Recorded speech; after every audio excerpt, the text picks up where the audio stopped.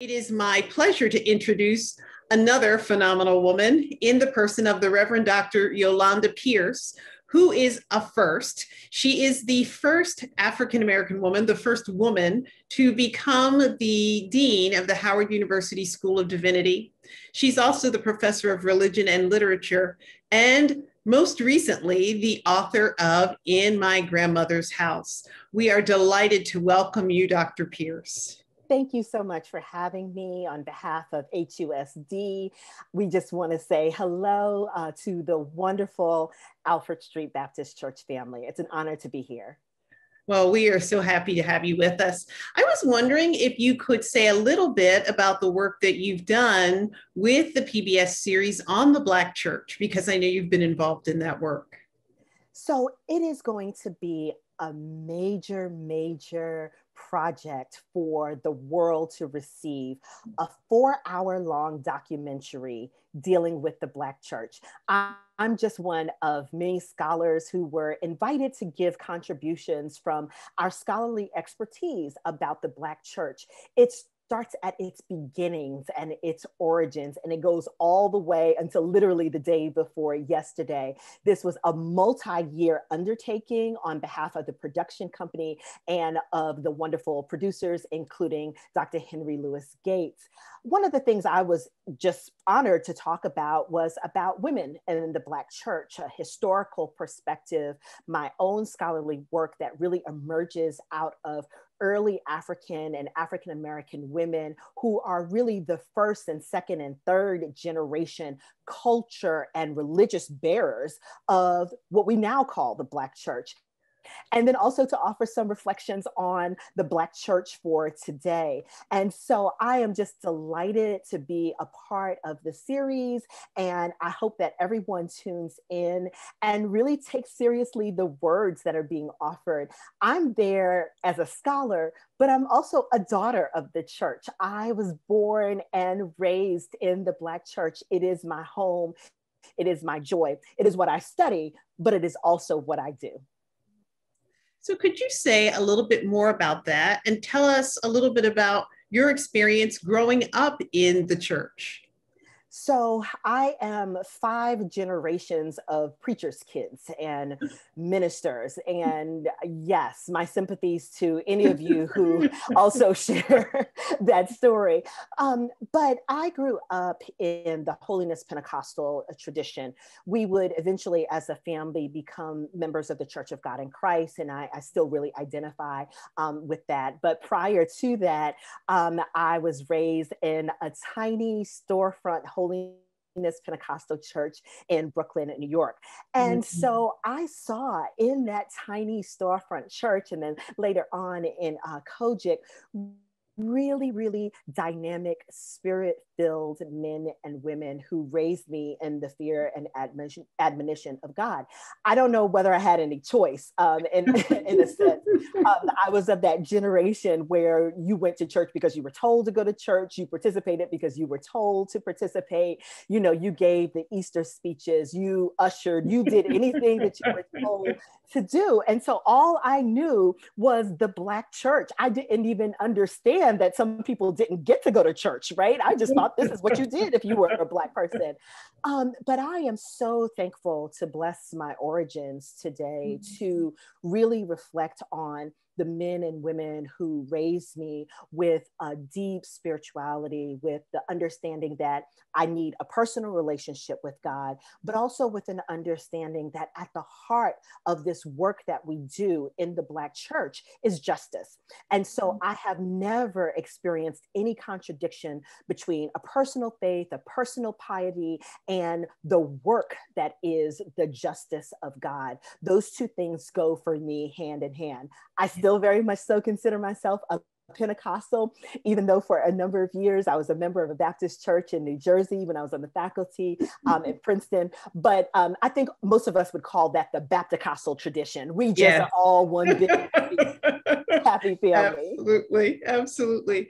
So I loved hearing you talk about being brought up in the fear and admonition of the Lord, and thinking about all the ways in which Scripture infuses what I call church speak, that there are phrases we use, and it is a sign of this kind of formation. And you also talked about serving a God who is a God of justice. And I'm wondering, in your experience, how that justice or lack thereof manifested itself along gender lines when you were growing up. So I grew up in a tradition where there is an official church office called the church mother. And so even though many churches have older Black women, elder Black women, we really had a church office that was the church mother. Sometimes it was the pastor's mother or grandmother or whomever. We had a church mother's board. There were multiple church mothers. I watched these women wield spiritual power. So I have to say that first, because I want to really sit with the tension between the denominations in which I was raised, which did not ordain women to be pastors. So this denomination did not ordain women for what we would consider the highest office of the church. And yet I watched these women Sunday after Sunday and Tuesday and Friday and Saturday, because we went like 4 days a week, yield spiritual power.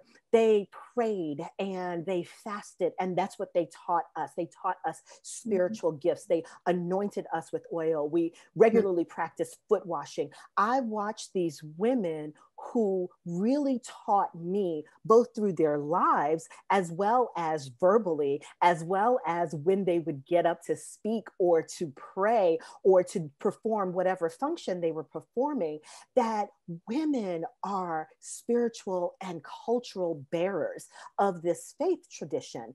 And so for me, I was seeing two things growing up. I was seeing them operate with spiritual power, knowing that they were really running the church. And then I was also really dealing with the fact that in this particular setting, they could not, in fact, serve as pastor. And so that tension is actually still with us within the Black church more broadly. What we see currently in the Black church is what has been the case for a very long time. Something like 80% of Black church membership, even in 2021, but something like 80% or more of Black church leadership in terms of the formal roles of leadership are men. And so it's an interesting thing for us to sit with. Women who are opening up the doors of the church, women whose tithes and offerings and money literally keep the lights on. And yet the vast majority of the formal roles that we recognize in leadership are men. And so how do we deal with that tension? What does it tell us about both the existence of patriarchy and sexism within the Black church, but also the way in which women have crafted ministries and leadership, even when denied particular positions? Yeah. You've described this beautiful counter tradition. So there's a tradition in which men are officially in charge, but you've used examples of how women have created power and wielded power. And so we have this beautiful counter tradition of leadership within the Black church. Absolutely. I'm wondering how you have embodied that tension. So you grew up and you observed that, but you've had opportunities and access that women have not all had. So how have you embodied that? Thank you. It's a great question. What it is that I take very seriously, and this I think is fundamentally a part of my Pentecostal heritage, I take very seriously that there are gifts of the Spirit. I take very seriously that God gifts us each uniquely. And I understood from a very early age that I was going to go on and pursue education. I went to college at 16, went to graduate school at 20, finished my PhD while I was still in my 20s. I knew that I was going to be a scholar, but I also knew very, very early on that I had ministry gifts as well, and that I did not have to make the choice between the two, that the two could operate within me. I serve today as Dean of the Howard University School of Divinity, but I'm a womanist theologian by training, and so I'm a scholar. Every once in a while, I have a word and I'm a preacher. All things can live inside of me because what I know is that no one else can tell me what God has spoken into my heart and into my life, the doors that God has opened up and the doors that God has shut. And so I take very seriously that through a personal relationship with Jesus Christ, I am able to discern what God is calling me to do for this season, and who knows what God will call me to do in the next season. Oh, that's wonderful. Yeah, I do think that women's unique embodiment can be a path of liberation, not just for women, but for others as well. That women have figured out how to hold more than one thing inside. And as a result, that can be freeing for anyone. And I love the way in which your own story has opened this up for folks. And I'm also intrigued by your recent publication, In My Grandmother's House, which is also a series of stories. Could you tell us a little bit about that work? So I wanted to honor the origins of my grandmother. I was raised by my grandparents and the other church mothers, because this is the question that I wanted to bring to bear. Who is the greatest theologian that you have ever known? So I do theology professionally. This is my job, my day job. And so when I would ask people that question, they would point to Calvin or Luther. Some of them would point to more contemporary Black theologians like James Cone, the late James Cone. But then when I would follow up that question and I would say, who have you learned the most from spiritually? They would point to a mama or an auntie or a grandmama. And I said, those women are theologians. And so the reason that I've written this book is to simply express this. My grandmother, with no formal education, never finished high school, who worked all of her life as a domestic worker in a white family's home, was the greatest theologian that I have ever known. She was the one who taught me about who God is. She taught me how to pray at the foot of my little tiny twin bed in my childhood bedroom. She is the one who taught me about spiritual discipline and fasting. She's the one who taught me a spirit of generosity and giving. No one who came to our home would not be met with food and fellowship and a place to rest and a place to feel affirmed and loved. And so this woman, right, the daughter of a former sharecropper from Georgia, is the greatest theologian I have ever known. And so I wanted to share the stories of women who have passed down an inheritance to other men and women. These powerful, powerful stories of their lives.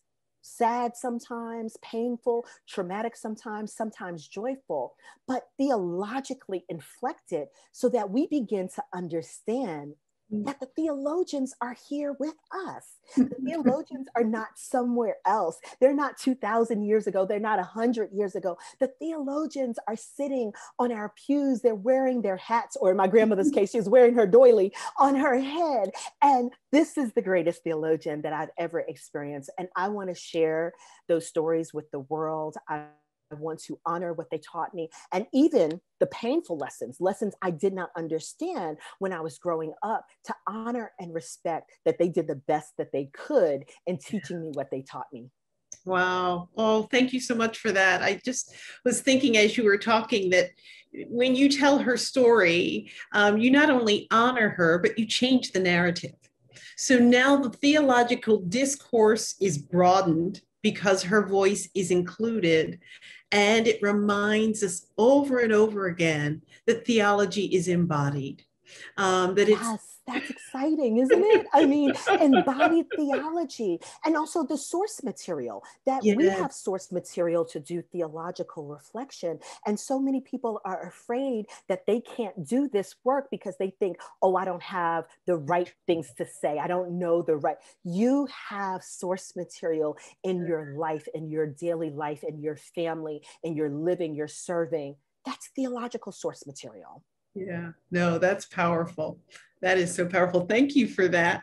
I wanted to ask you, in light of your own experiences, if you were to have an opportunity to speak to the entire next generation of Black women in the church, what would you make sure you said to them?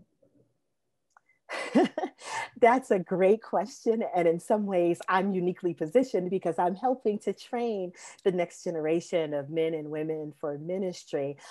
Many of our students in theological education, about 50% of our students will end up in ecclesial settings, and about 50% of them will end up doing some other kind of work. So what I would say, particularly to women, is I would say find your own voice.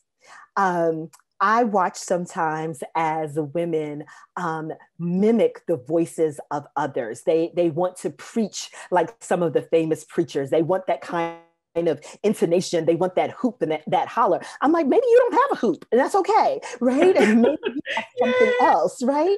And so I'm not a hooping preacher. I don't hoop at all. Like, I have a text, I tell a story, I say amen, and I sit down. If it's for you, it's for you. And so finding your own voice is really important to me.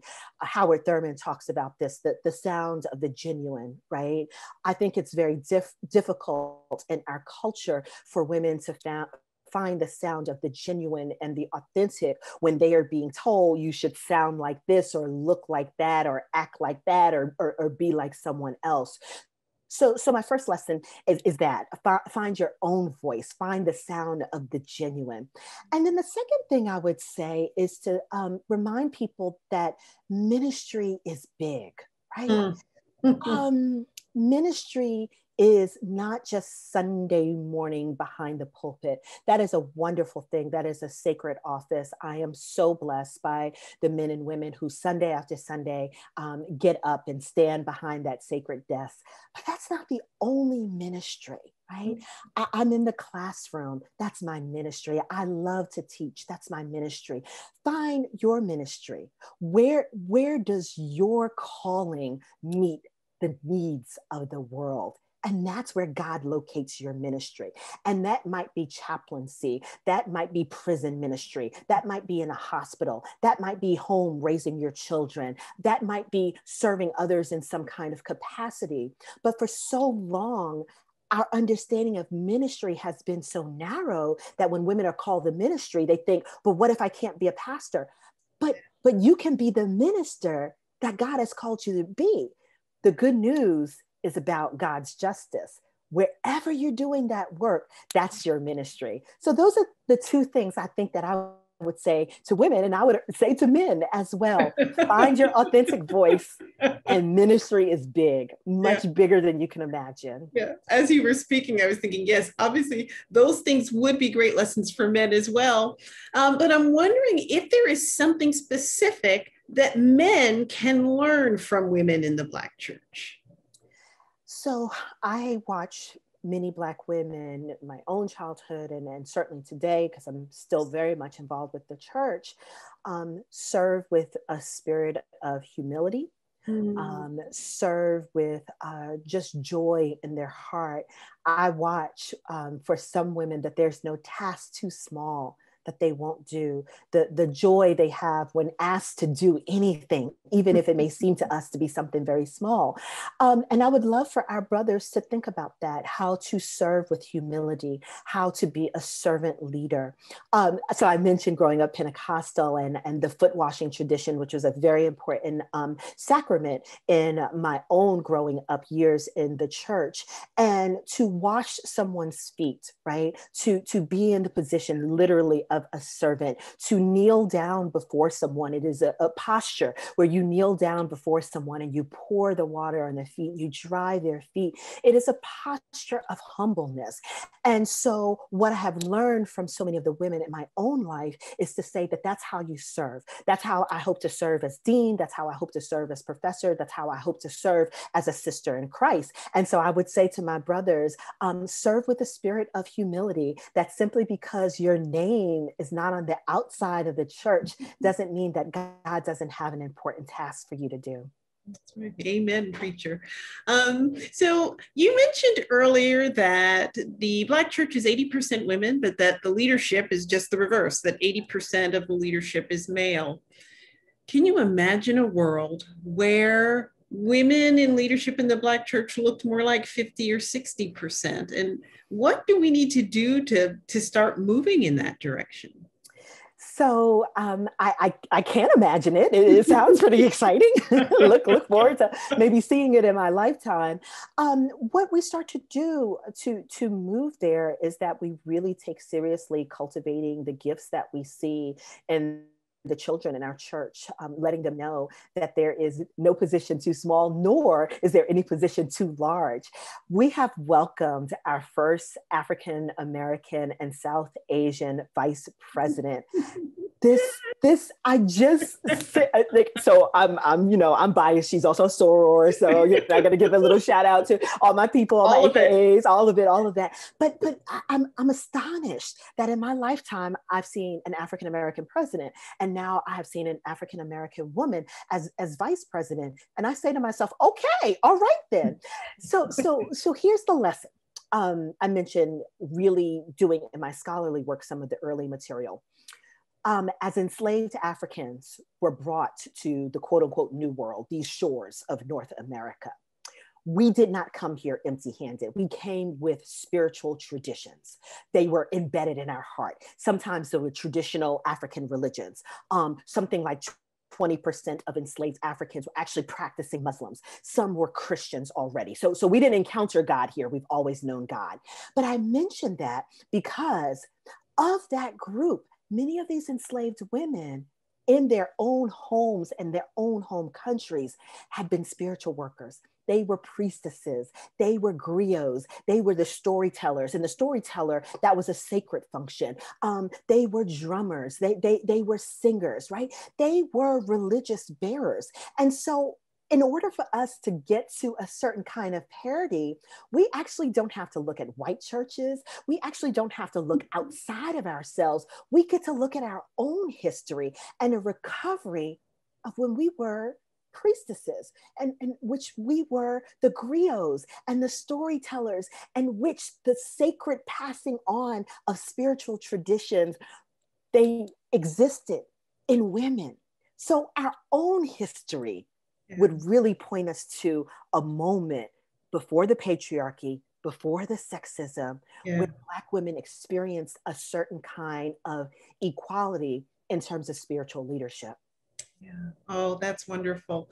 Thank you so much for sharing these stories. As I was listening, it occurred to me that in the same way that the pandemic has caused us to rethink what church is, I believe that the ongoing presence of women in leadership in the church is going to invite us to constantly redefine what this thing is that we call church. So I want to thank you, Dr. Pierce, for your work and for the legacy that you create every day. And it is my distinct pleasure to introduce as our guest today, the OTOG, the Reverend Dr. Renita J. Weems, the first African-American woman in this country to earn a PhD in Hebrew Bible, and she did that at Princeton Theological Seminary. She's also an ordained minister, and we want to talk to her today about her experience and her perspective, both as a scholar and as clergy person with a vast amount of experience. Dr. Weems, welcome to Can I Push It? Thank you so much. It is my pleasure to be here with you. We are happy to have you. And I know some people know your story, but I'm wondering, for those who don't know, if you can tell us a little bit about how you found yourself in a doctoral program in the Old Testament. Okay. First, let me just say people know one of my stories. We are all more than one story. Let's see, this is when I entered a doctoral program. I am one of those who entered a doctoral program not meaning to enter a doctoral program. I came up and about around the time when I could never have imagined for myself a career as an academic, as a professor, and certainly not even receiving a PhD. I did not grow up in that kind of environment. I grew up, very working class. There in Atlanta, Georgia. I would probably say even working class poor there in Atlanta, Georgia. And by the time I made the decision to go to Princeton, I went to Princeton actually for a master's, MDiv degree. And even at that point, I did not enter Princeton thinking about a PhD. I entered Princeton just entering to go to get an MDiv. Now, mind you, I'm also one of those, like many of us in the church. So it's not just my story. I order my steps in the Lord. The Lord will, the word of the Lord will guide your feet. Well, I only see one step at a time. I don't see down a path. I don't see around a corner. And I certainly don't even see 4 steps at a time.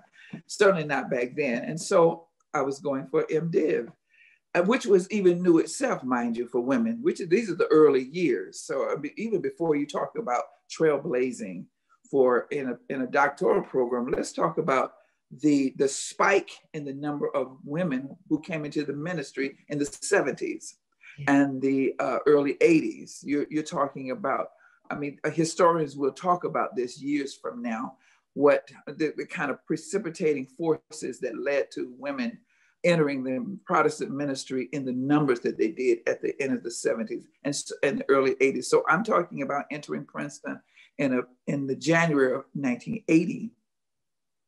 And going there, actually, I have to tell this other story. Now, understand, Judy, when you talk to somebody my age, we don't have just, a 1-minute answer to anything. Okay, we are storytellers at this point. So let me give you a little bit more background. I was an economics major. I was not a history major. I was not a literature major. I was not a religion major. I took a religion course at Wellesley College and slept through it because it was an 8 o'clock in the morning course. It was a New Testament. It was just boring. I was Pentecostal. It was religion. Okay, religion. Okay. I slept through the whole class. And I was an econ major. I got out of school. I was a public accountant for about a year there in Boston, moved down to New York and was a stockbroker for a couple of years. And then I wanted to become a writer. I wanted to become a writer on the order of Rosa Guide, Toni Morrison, Alice Walker, Margaret Walker, June Jordan, etc. That's what I wanted to do. So I quit my job there in New York as a stockbroker. Who does that in New York? And lived on unemployment. Unemployment ran out. Then that's about the time I heard my call. Now, mind you, I was busy going between New York City for feminist readings and listening to feminist speakers and Black Power. This is past Black Power era, but certainly Pan-African and consciousness kind of conversation. And then running on Sundays to church, to the Black church. So I'm between traditional Protestant Black church, speaking in tongues, revival preachers. I'm head of a women's missionary society. Literally, I'm head of a missionary society. I'm thinking in the Baptist church, women's auxiliary. Yeah. There in Queens, New York, on the weekends, and then the other days of the week, I'm running up to New York, talking a whole nother kind of language, a whole nother kind of group of people. Okay, so you have to see this kind of context of what I came out of to come into the master's program.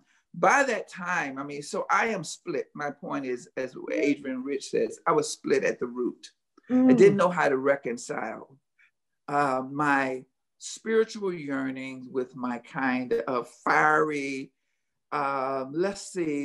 fiery, justice-loving, feminist, Black Power-ish, Pan-African-ish passion. So I didn't know how to mix religion and faith in God and belief in the Holy Spirit and the Christian walk with this other fiery side of me that was interested in justice for women and women's reproductive rights and the Black movement. Yeah. Okay. Somehow or another, I can tell you how I got to divinity school. My unemployment ran out. You want to know how does God call you? It's not Renita, go to seminary. My unemployment ran out. And a number of my friends were going into ministry, women. I just wanted to know, sometimes you have to demystify That's the right. calling. You have to demystify it. It is not, Damascus Road, Paul and being struck down, those are nice stories. But for the rest of us, it is like, I like religion. Princeton Seminary is looking for Black students. I'm a Black student. They give them scholarships. I can live there. I don't have to pay rent. Yeah. And as I always say, anybody who's listening to this or who's heard me tell the story, and I figured I still want to write my novel. I can move over to Princeton. I'll be on I-95 loop. I can get over to New York when I need to. I can go to Princeton, do this MDiv thing, because how hard can religion be? Oh, well, there's a question. I'm a Christian. I've been in church all my life. I've taught women's Bible studies. You just go over and get this little master's thing, whatever it is, and then you can still be working on your novel because you'll have a dorm room and you'll have 3 square meals. I can knock this religion thing out. I mean, it was just that. It was just that. As let me use an old word. It was just that lame. Okay, I was just that lame. Green. Okay, I was just that out of it. That it is so God. It is so God. It is God saying, yeah. Okay. And I believe that God uses your own desires and wishes and your own appetites and your own talents to also invite you. I won't say lure, I'll say to invite you onto your path. And all of this is part of your path. It is, I now look back and I can, I'm a storyteller, I'm a writer, I know how now to package this story in such a way. But it was very painful. I mean, it was a very painful time for me. I got to Princeton and I just cried the first week or so because I hated being there. I did not want to be there. I had gone to Wellesley College and I had told myself I would never return to that kind of idyllic, predominantly white, Ivy setting again. And there I was. While I was there, I fell under the spell of a master teacher in Old Testament studies, and that was Bernhard Anderson. This was the master storyteller, master magician, if you will. And his lectures on the Old Testament were riveting, were spellbinding. He was a tremendous lecturer. And I think that we choose particularly those of us who are in the academy, if you will. People ask, why did you choose Old Testament? And I'm like, I don't know if I chose it so much. I mean, I think it chose me, but I also think that we end up choosing these things by a great teacher, And as I could have become a New Testament scholar if my New Testament professor had the same kind of impact. I could have been a pastoral theologian. I could have been an ethicist, because at heart, I am a thinker and I'm a scholar. Yeah. And I believe that God gives you an opportunity I don't think that everything is destined. I think that God gives you certain capabilities and God says, now you choose. Now you choose. If you're smart, you are talented, you are piercing, you are a researcher at heart, you don't let anything go. Let's find a profession that works for you. But if this doesn't work, there are other things I could have been good at as well. Yeah. And I really wanted to stop and say that kind of thing. Yeah. So anyway, I had the great pleasure there last year to be the Kathleen O'Connor lecturer at Columbia Seminary.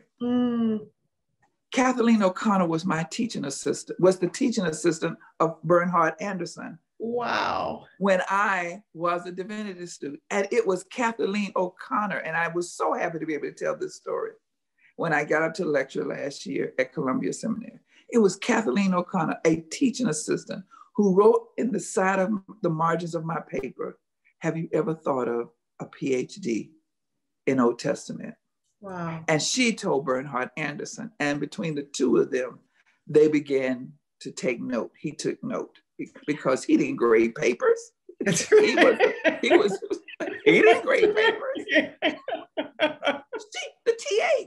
I was called into ministry and called into a PhD program by a TA, Yeah. Kathleen O'Connor. And I knew I'm ordained in the African Methodist Episcopal Church. And at that point, I knew that if I got a church, I would get a tiny church, as I always say, with 6 members, and 4 of them would be over 80. And I had too many bills for that. And I decided, a door opened. I mean, I will say that I went into a doctoral program because a door opened. And I knew that becoming a pastor was not for me. And I didn't know anything else to do. And a PhD sounded, it was a way to extend my academic life and keep my dorm room. And I figured, why not? Yeah. And I mean, I wish I had a much more, religious narrative. There are religious autobiographies that, God said, and then I heard the Holy Spirit said, and then the Lord told me. I don't operate in that kind of language when I'm actually telling my story, but I know, as Søren Kierkegaard, the Danish philosopher, said, life is lived going forward, but you only understand it when you look back. Yeah. I can see God now, but at that point, I was just saying yes to open doors. I was just saying yes to people who said, have you ever thought about this? Why don't you consider this? You'd make a good this. Yeah. No, that really is helpful, because I think so many people think their story has to sound a certain way. Mm-hmm. And when they hear you tell this story, there are people who can see themselves in it for the first time. That is important. Yeah. And I love this language you use of story and multiple stories. There's more than one narrative. Yeah. And so I'm wondering, as you talk about Kathleen O'Connor, this woman who was in the field, who saw you and recognized the gift in you, gave it a name, and gave you language. If you might think a little bit or reflect a little bit on the role of women in the church, particularly in the Black church, and how we treat one another, how we've treated one another and how we should treat one another. Right. Well, around the time of the doctoral program, and again, I did not know that I would end up being the first Black woman to receive a PhD. I don't think I even knew I didn't even know to know that. And I was still very active in my church. I was still driving back to Queens. And then doing the MDiv program. Actually, when I wasn't in Queens, you have to do the student internship. So I was going down to New Brunswick, New Jersey, to a tiny little AME church. Couldn't have had more than 40 members.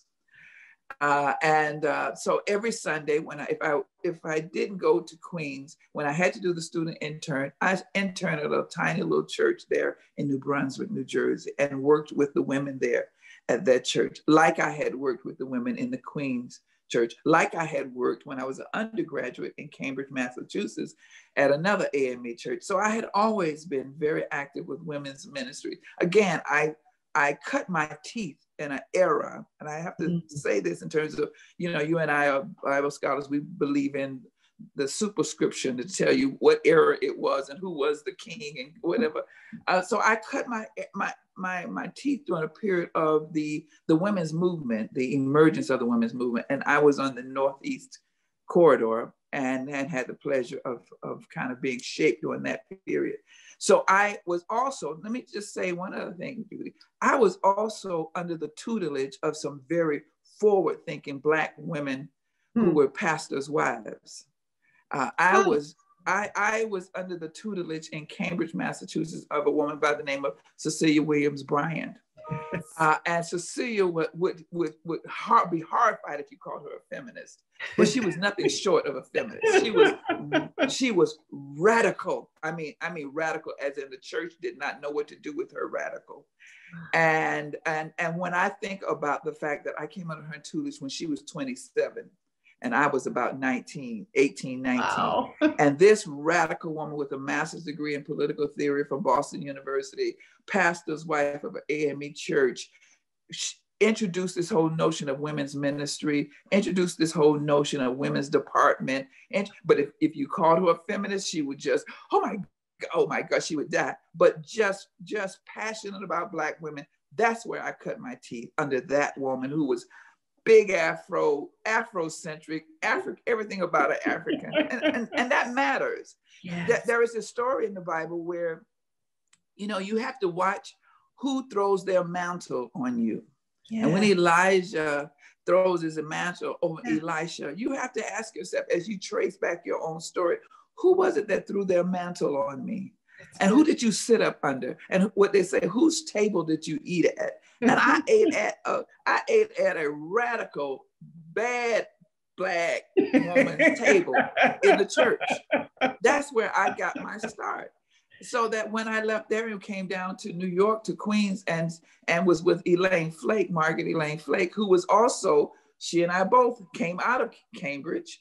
So she started a very radical women's ministry there at her church in Queens. So when I meet women who say, I just never had any experiences, and my church doesn't believe in women, I'm all like, oh, baby, I'm just so sorry. That was not my experience. I came up under very radical women.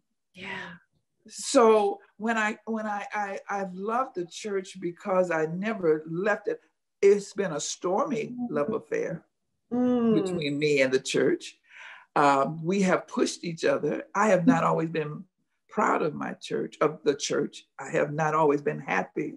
It has been, but I've chosen not to leave for it, because that has been my community. Yeah. The academy was not my community. It was where I worked, but it was not my community. It was where I was paid to work, but it was not my community. And so for me, the Black church has always been, and the Black women in that church have always been, the source of strength, role model, prayer, inspiration, faithfulness. And I needed that kind of grounding in a way that I don't think I could have gotten in a sorority. And I will say that now because it is so popular now to be a sorority woman. I mean, so you don't even want me to get into all of that. But I'm not throwing shade on them in so much as I am saying there was a time you were proud to be able to say that you were, whether Baptist or Methodist, or I went to this church or that church, or that I was a Christian. Yeah. And that was your badge that spoke about your ethics and your morals and your core values. Yeah. And we don't have that kind of language. We don't use that. I don't think to say that I'm a member of so-and-so sorority tells me anything about your core value. It tells me what color you wear. It tells me what sounds you make when you see each other. But it doesn't tell me anything about who you are at your core. And the church for me, in all of its thorns and bumps and warts, it did also provide for me at the fundamentally a place where I checked in to check my core values. Yeah. I love your description of the church as community. That just makes so much sense to me. And I'm also hearing you say, in spite of the thorns and in spite of the bumps. So how did you make peace with some of those thorns and some of those bumps? Because those can be really painful experiences. Yeah, they can be. You're absolutely correct. Especially if you are, as I consider myself, and I think I came up with the term, especially if you're a thinking woman of faith. If you are a thinking woman of faith. And a thinking woman of faith, by that I mean someone who pays attention, someone who peeps behind the altar rail, who looks up under the communion linen and say, who sees the contradictions, who hears certain language in the church and say, why do we always refer to God as he? Why do we always, why do we forgive some people and we don't forgive others? Why does the Bible say this? Why does he treat her like that? Why do only men get to do this at the communion table and women don't? Why are there no deacons and there are no female deacons? I mean, though that's a thinking woman of faith. And sometimes it takes some women longer than others to begin to sit around and notice inequities and injustices. And that's whether you're talking about at church or at work or even in your own home. And so I think I don't know if you so much make your peace, Dr. Judy. In fact, I don't believe no more than we make our peace with living in the US. Yeah. In this political system. You don't make your peace. It's where you live and you fight every day, but I don't think you make your peace. What you figure out is how not to go crazy, how not to lose your mind, how not to just let it overwhelm you and destroy you. But you don't so much make your peace. So you decide there are times when you need to retreat. There's times when you need to just be quiet. There are times when you need to, just raise hell. You need to push back. You need to stand up. And then there are other times when you, for your own sake and for your own well-being, you have to withdraw and retreat and nurse your wounds and come back to it. And it helps to, again, as I said, to have a great community of friends, of family who help say, okay, you're out of control. Okay, come on, let's sit down. Let's pray. Let's think about these kinds of things. And some touchstones in your life. So I think that for me, I'm lucky enough to have a group of girlfriends whom I've known. We've known each other for 30 and 40 years. All of us are women in ministry. All of us are, senior women now and have been trailblazers in our own particular areas, have been friends for 20, 30, and 40 years. And all in ministry. We happen to be all women I have several groups of friends, but this particular set of friends, so all of us have watched each other grow up as girl preachers. As girl preachers, we got photos of ourselves at 20, 30, being trailblazers in this whole notion of women's ministry. Many of us are women who were the earliest ones to either create women's ministries at our church or to preach at women's ministries conferences. So I that's a rich history. Yeah, that is. You got to have girlfriends. You got to have your role buddies. You got to have your ride and die people who come and get you when you're hurting. Amen to that. Amen to that. So you've talked about these women that have walked alongside you, and when you drop names like Cecilia Williams Bryant and, Elaine Flake, and these are folks who you have known, that is just such peculiar and rich company. And so you're right when you talk about this time that you came up when womanism really took form, took on a name and made its identity known in the academy. And I'm wondering if you might say a few words about someone whose name has come up as we talk about the Black church a little bit, in the person of Prathia Hall. Yeah. I mean, I'm happy to. This is not just a hashtag moment. Right. I am happy to be able to say that I went to school with Prathia Hall that I was at Princeton at the same time. When I entered as a divinity student, I think Prathia was probably a third year student. She was not yet in the PhD program in ethics. She was probably 2 classes ahead of me. Yeah. I had no idea that she was the Prathia Hall. Even then, she was the Prathia Hall. Now that I read about her, she came to Princeton already as a legend within the Student Nonviolent Coordinating Committee and the student movement, the student freedom movement. She was already a legend. She had already made tremendous strides. She had already been a renowned speaker. Now back then, we're talking about serious misogynism and sexism. So when I say she was a renowned speaker, I'm saying she had already distinguished herself. Even if the brothers did not accept her, they had to admit that was something about this sister.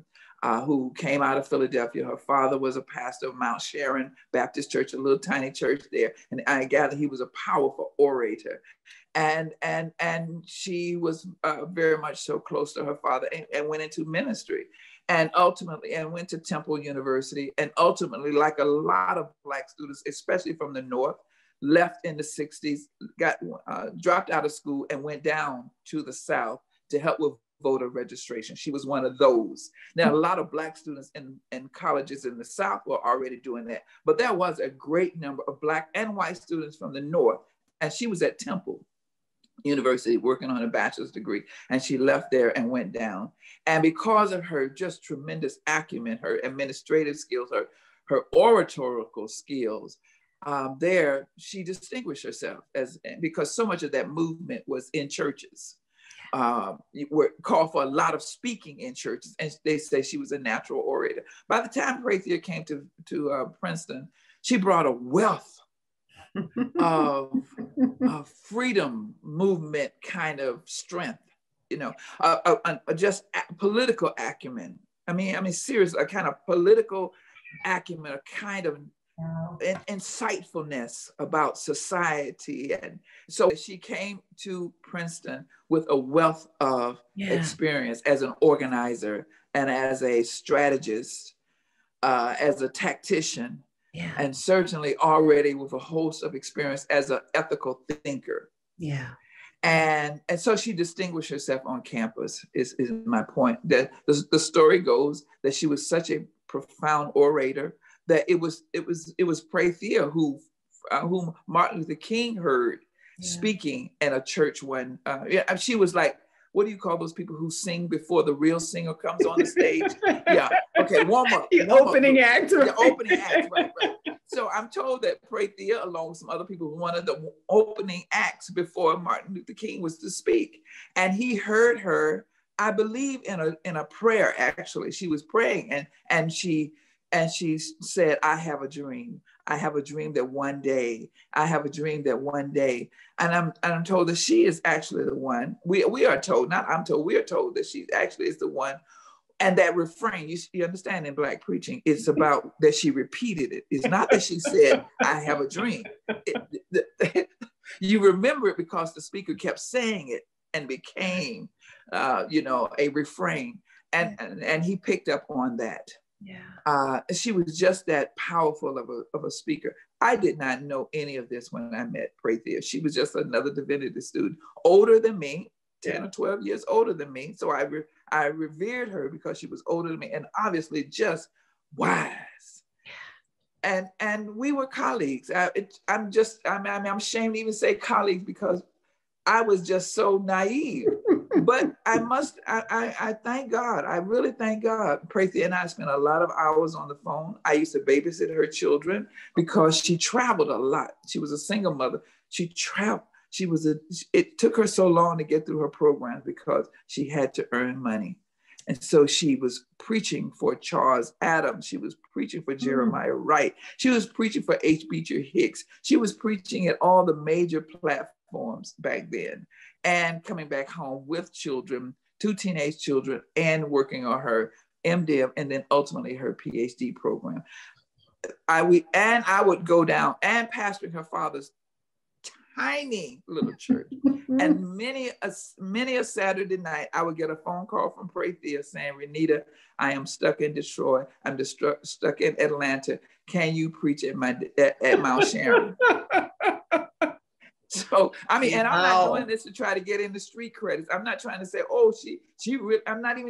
I'm just remembering these stories myself right now. So I'm not trying to say this to say, see, I knew her, people like to do that.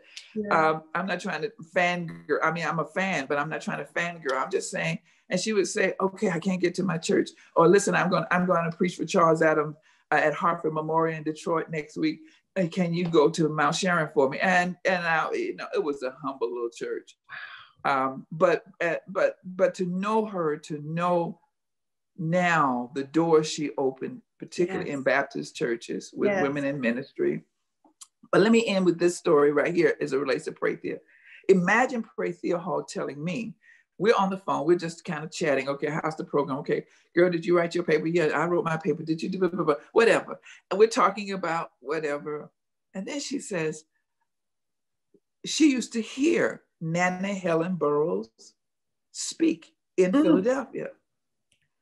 And now I was I've always been fascinated with Black women in the church. So I've always, because I grew up around women's powerful, doing the roll call of women in ministry, I always knew about Nana Helen Burroughs.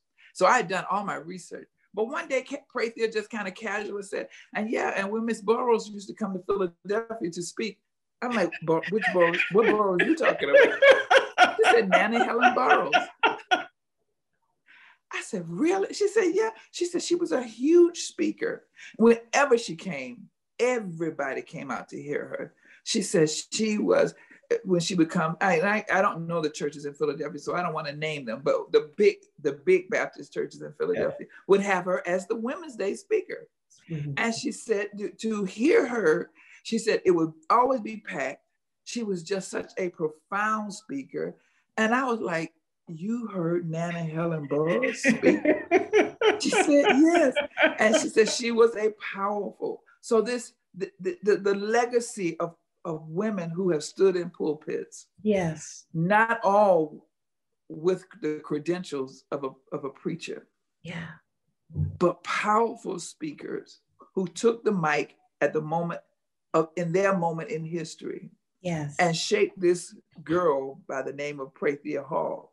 It's amazing. So Prathia grew up seeing some powerful women, not only Nana Helen, that is just someone we all know historically, but the legions of women who have stood before microphones, leading the prayer, doing the devotions, taking up the offering, helping with the Easter Day speeches, working in the youth ministry, and their example to us of working with dignity. Yes. Being faithful over a few things. Doing what you can do until you can do what you want to do. That's right. These women who took straw and made brick. Yeah. And no one knows their names. And so those of us whose names get called, like Renita Williams or the Prathia Hall and the rest of us, it is our responsibility to call as many of those names behind it. So I want to call Mother Lottie Noble in Atlanta, Georgia, at the little small Pentecostal church that I grew up in. And I don't know, we had more than 50 members, but when she got up to lead worship, because that's all they would let her do, she always, exhorted, because, she just had a little minute before she starts singing, God is a good God. Yes, he is. Oh, God is a good God. But before she went there, she always gave you a little sermon. That's good. That's and good. I would sit there and she was just as they say, just went forth. Yeah. And that was my earliest image of just a woman who commanded. That's the word I want to use. Yeah. Who didn't just speak. Some people are speakers. Some people are commanders. And that comes from a deeper place in a woman. That comes from a different kind of place in a woman who didn't just speak, but commanded the moment out of her own comfort in her own skin, clear about her calling, comfortable with who she was. And when she spoke, you had to say, who is that woman and what is she to you? You had to, because our image of women who are a commanding presence we are so ambivalent about those women. We don't know what to do with strong women. We just don't know. They are a conundrum. You love them and you hate them. They are powerful and then they're so intimidating. You so need them to get the work done, but you're so mad but you need them to get the work done. I say all the time, we would not have, the truth of the matter is, we would not have liked Ida Wells Barnett. We would not have liked, Nana Hellenberg, because to be that kind of woman, you also have to have a certain personality. Yes. To open doors. Yeah. To be abused and mistreated and to keep going. Yes. There's a kind of, and I say it because I too have been accused, there's a kind of prickliness about you. The others say she's so mean. It's like, now you're not mean. You've knocked down so many doors and you've been knocked up against so much. It is not that it is mean is that is very kindergarten. That's very naive. That's very oversimplistic. That is just someone who knows who they are and has a tremendous sense of boundaries and is very clear about their work. Yeah. And that their work is not to coddle you. It is to open this door.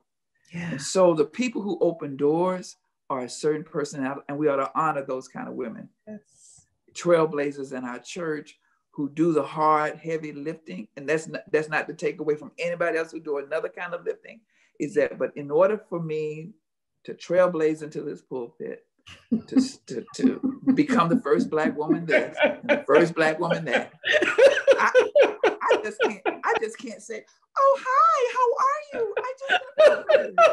I got to take it down a little bit. I'm going to have to be a little feisty. I'm going to have to be blunt. I'm going to have to be blunt, forward, strong, discerning, clear, and able to take people walking away from me. Yes. That's another space of a woman. And I hope, finally, when you look at women like Kamala Harris, when you look at women like Michelle Obama, when you look at women like Oprah Winfrey, when you look at women who do that level of work, and even when we see little girls who may have some potential with their bossy little talkative selves and their feisty little womanish ways. Yes. That we build a hedge of protection around them. That we give them the skills to say, this is going to cost you to be this way. I'm not going to fuss this out of you. I don't want you to stop shining. But I've got to give you the skills because it's going to cost you to be this way. And hopefully we build around them a community that says, you are our Amazons, go fight. And we will not hold it against you. That if you come back, you might have to bark at us because you've been barking for so long. That's right. Sometimes my husband says to me, now, this is not a classroom. You are not my professor. Okay, hold on. Let me switch. Oh, hi, how are you? Sometimes we forget our roles. That's right. But nevertheless, I'm just saying that kind of the women in ministry, the women in the church. Yeah. This is not just women in ministry, but women in leadership. Yeah. I hope that we get to a place where we really can honor the work that they have done, and that we all have done, and the ways in which we work together. We haven't talked about Just a Sister Away, but that book came out of that period in my life when I was trying to figure out how to find role models in the Bible. That women in leadership, that God calls women, that God uses women, and that there is a long history of God using women.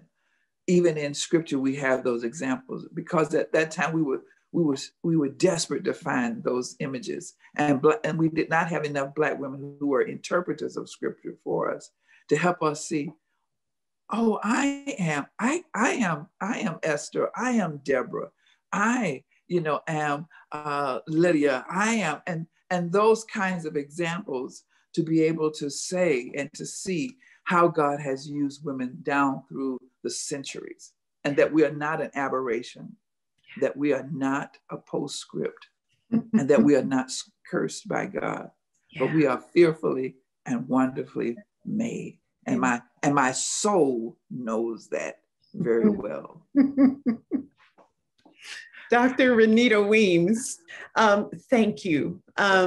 I have so much I want to say, but let me first just thank you personally for the person that you are, for the conundrum that you are. I remember the first time I laid eyes on you after having heard about you, and I remember feeling a mixture of admiration and awe and fear. And I don't think I was afraid of you so much as I was afraid of seeing in you what it took. This work of being a fully integrated human being is work. You pay a price for that. And I thank you for holding that space, and not just holding it, but speaking to us, and taking time for us. It has made all the difference for me personally, and I know for many, many others. So first, hear me say thank you for that.